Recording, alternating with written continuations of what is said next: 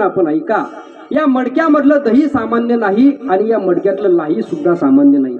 या मडक्यातलं दही कोणतं आणि या मडक्यातली लाही कोणती, तर ऐका.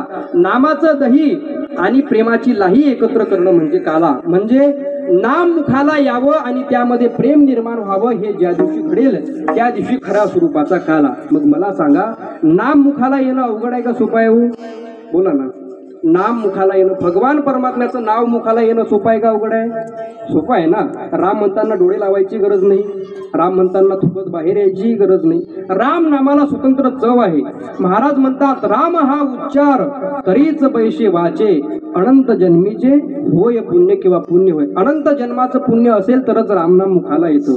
इथं मृदुंगाचार्य विठ्ठल विठ्ठल म्हणतात, माझ्या पाठीमागं असलेले टाळकरी महाराज विठ्ठल विठ्ठल म्हणतात, इथे कीर्तनकार विठ्ठल विठ्ठल म्हणतात. पण कीर्तनात बसलेले लोक विठ्ठल विठ्ठल म्हणत नाही. नाम मुखाला येणं एवढं अवघड आहे महाराज. विठाला